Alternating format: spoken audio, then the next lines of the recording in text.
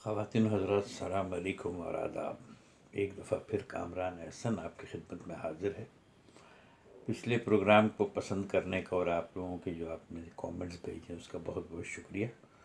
آپ سے درخواست ہوگی کہ آئندہ بھی ہمیں اس طرح کے اپنے کامنٹ سے نوازیں اور لائک اور شیئر ضرور کریں اس چینل کو۔ تو آج میں نے یہ سوچا کہ پچھلی دفعہ تو میں آپ کو زیادہ تر اشعار سنا رہا تھا۔ آج میں نے ایک نظم کا انتخاب کیا ہے جو میں سنانا چاہ رہا ہوں۔ یہ نظم جو لکھی گئی ہے یہ نور جہاں کے مزار کے بارے میں ہے، اور اس کے شاعر ہیں ان کا نام ہے تلک چند، اور ان کا تخلص ہے محروم، تلک چند محروم۔ یہ علامہ اقبال کے ہم اثر بھی ہیں، ان سے ان کے واقفیت بھی تھی، اور ٹھیک ٹھاک ان سے جو ہے نا میرا خیال ہے تبادلہ خیال بھی ہوتا تھا ان کا۔ اور ان کا دوسرا انٹروڈکشن یہ ہے کہ یہ والد ہیں بہت ہی مشہور شخصیت جن کا نام ہے جگن ناتھ آزاد۔ جگن ناتھ آزاد کے بارے میں یہ کہا جاتا ہے کہ یہ وہ ایک اتھارٹی ہیں اقبالیات پہ۔ تو یہ بڑا انٹرسٹنگ، ان کا تعلق کہاں سے ہے یہ اور انٹرسٹنگ بات ہے۔ یہ دونوں ہمارے میاں والی کے ہیں اور عیسیٰ خیل گاؤں کے، ٹھیک ہے نا۔ آزاد صاحب بھی وہیں ان کی پیدائش ہوئی، اس کے بعد پارٹیشن کے بعد غالباً یہ دہلی شفٹ ہو گئے تھے، اور کافی اردو کے لیے بڑی انہوں نے ترقی اردو کے لیے ہندوستان میں بہت کام کیا انہوں نے۔ تو ان کے والد صاحب تھے تلک چند محروم، ان کی ایک نظم میرے ہاتھ آئی ہے جو میں آپ کو پڑھ کے سناؤں گا، مجھے یاد تو نہیں ازبر۔ تو ان کی نظم کچھ اس طرح ہے نور جہاں کے مزار کے بارے میں کہ دن کو بھی یہاں شب کی سیاہی کا سما ہے، کہتے ہیں یہ آرام گہ نور جہاں ہے۔ مدت ہوئی وہ شمع تہے خاک نہاں ہے، اٹھتا مگر اب تک سر مرقد سے دھواں ہے۔ جلووں سے آیا جن کے ہوا طور کا عالم، تربت پہ ہے ان کے شب دیجور کا عالم۔ اے حسن جہاں سوز کہاں ہیں وہ شرارے، کس باغ کے گل ہو گئے کس عرش کے تارے۔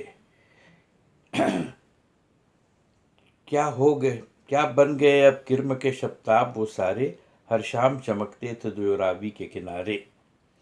یا ہو گئے وہ داغ جہانگیر کے دل کے، قابل ہی تو تھے عاشق دلگیر کے دل کے۔ تجھ سی ملکہ کے لیے بارہ دری ہے، غالیچہ سر فرش ہے کوئی نہ دری ہے۔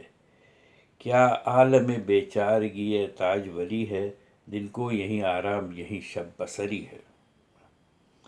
اس کے بعد یہ لکھتے ہیں کہ ایسی کسی جوگن کی بھی کٹیا نہیں ہوتی، ایسی کسی جوگن کی بھی کٹیا نہیں ہوتی، ہوتی ہو مگر یوں سر صحرا نہیں ہوتی۔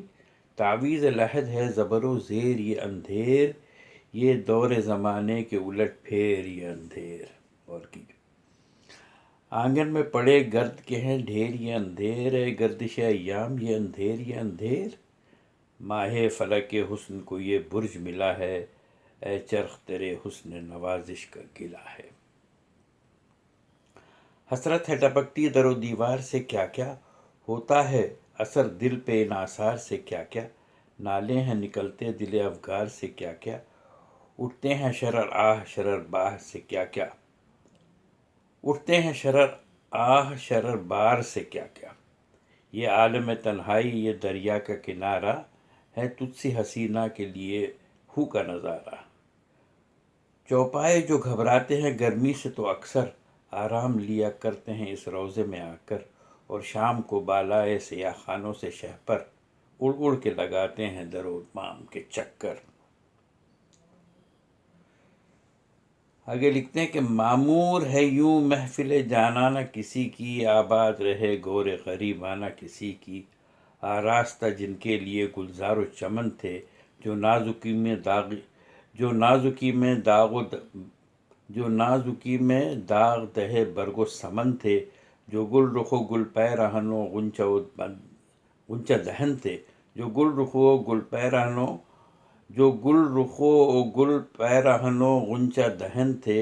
شاداب گلے تر سے کہیں جن کے بدن تھے، پشمردہ وہ گل دب کے ہوئے خاک کے نیچے، خوابیدہ ہے خار و خس و خاشاک کے نیچے، رہنے کے لیے دیدے دل جن کے مکاں تھے، جو پے کرے ہستی کے لیے روح رواں تھے، محبوب دل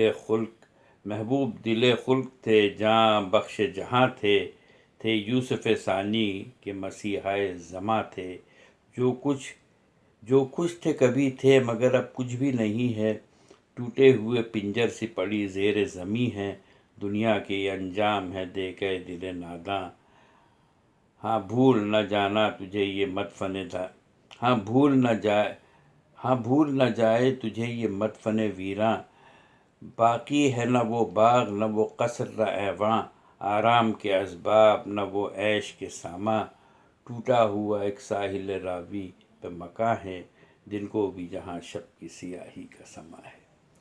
تو آپ نے دیکھا ہوگا کہ تخیل اور جو الفاظ کا چناؤ ہے ان کا کتنا خوبصورت ہے۔ میں بعض جگہوں پہ پڑھتے ہوئے ذرا سا وہ سا کنفیوز سا ہوا ہوں، جس کی وجہ سے میں معذرت خواہ بھی ہوں، لیکن میری پوری کوشش یہی کہ بھئی یہ نظم آپ تک پہنچ جائے، اور جہاں پہ میں رکا ہوں تو آپ ہمیشہ اس کو ریوائنڈ کر کے دیکھ سکتے ہیں، تو آپ کو اندازہ ہو جائے گا کہ انہوں نے بہت خوب لکھا ہے، یعنی اس میں کوئی شک نہیں۔ یہ تھے تلک چند محروم۔ تو انشاءاللہ اگلے ویڈیو میں پھر آپ سے ملاقات ہوگی۔ آج تک کے لیے یہاں اتنا ہی، شکریہ، السلام علیکم۔